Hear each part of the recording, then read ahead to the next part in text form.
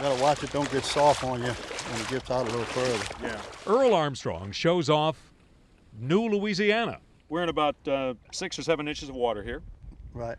What was this 3 years ago? 3 years, well, 5 years ago, it was 4 and 5 feet of water. You know, I mean, no land whatsoever. Armstrong has watched a geologic age unfold before his eyes. There's other places that's really just deteriorating. Every year you can see it, you know, getting worse and worse. This place is opposite. Every year you see it doing a little better. Several hundred feet away, another island sports even more life. Well, let's see. We've got 10-foot willow trees here. Yeah, we do. Where did they come from? They started growing here once this bar built up in the last couple of years, maybe not 2 years. So we're in a 1.5 year or a 2-year-old forest. Right. That's about what it amounts to. And to think it came close to never happening. They plan to close this thing. Yes. And you just wouldn't take no for an answer. No, I wouldn't, because I knew it would be the biggest mistake they ever made. A decade ago, contractors for the Army Corps of Engineers cut a hole in the river levee, a pilot project aimed at harnessing the power of the Mississippi to form land. The mighty river ran wild, barreling through the cut, gouging out the bottom, blasting away everything in its path. Nothing got built. A federal and state task force ordered the diversion to be closed.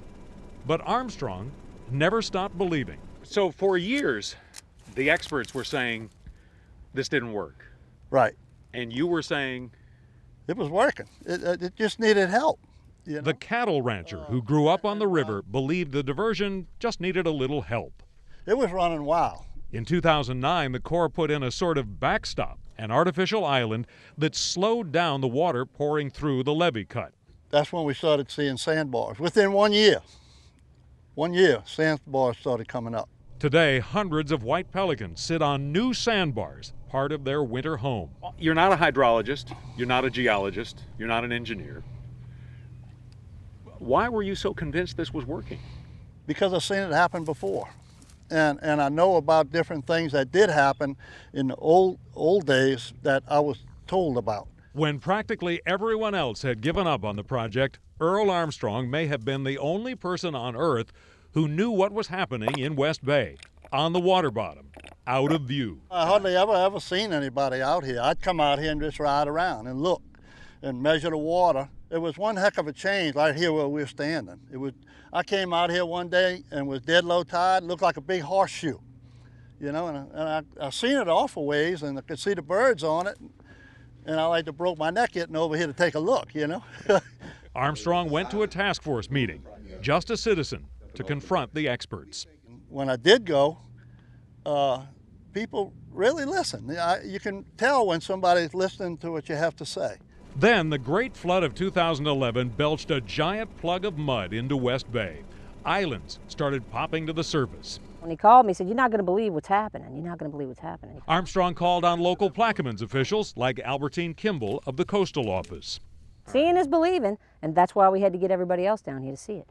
Late last year, in a pivotal field trip to check on the project, staffers of the federal agencies saw and believed. Once we set it up, Mother Nature takes over, so I think this is a good day. A giant cloud still hung over West Bay. The original deal with shipping companies called for the project to pay for any issues with navigation. An anchorage was silting in, partly because of the cut in the river.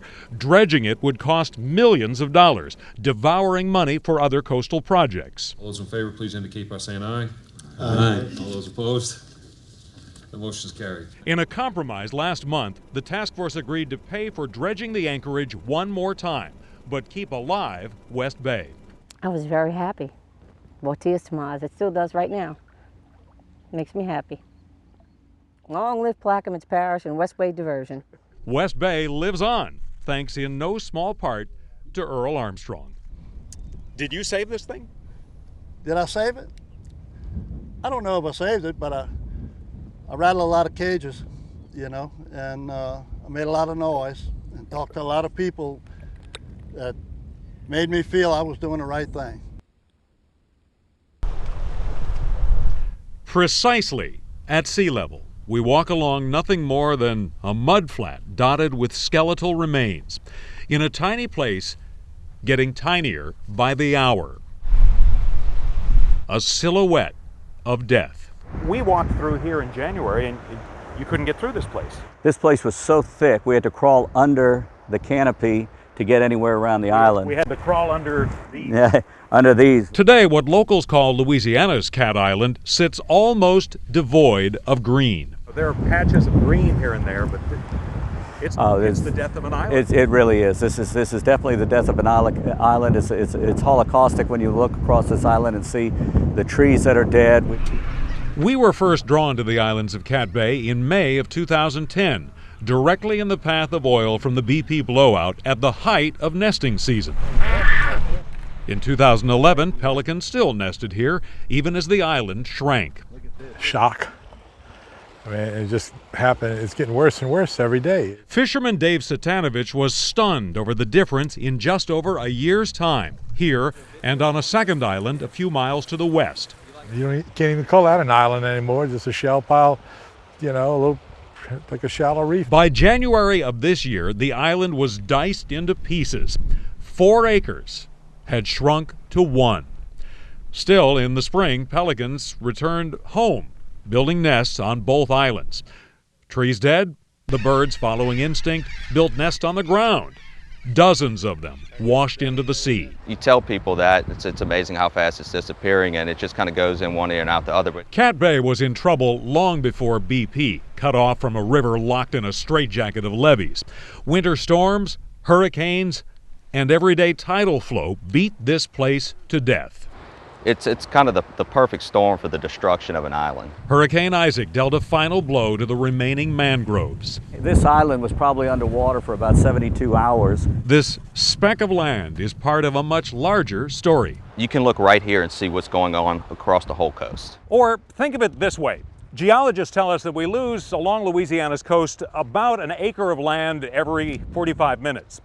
If you took all of that land loss and put it together, it would be like losing this island in less than half an hour. A picture at low tide offers some hope, exposing more of the second island. The waves in the photo are crashing over land just below the surface. The parish plans to surround the island with some sort of barrier. Not a complete barrier, so we encircle the island. Instead, something strategically placed to break the waves and capture sediment. So it slowly builds on its own. Then a dredging project would build back more of the island. You still have hope. Oh, yeah, absolutely. As messed up as this is. As messed up as this is, I know we can do this. We still have time. Not much, but we still have some time. Time, perhaps, to save this one spot. Without some lifeline, like much of Louisiana, now you see it. Soon, you won't.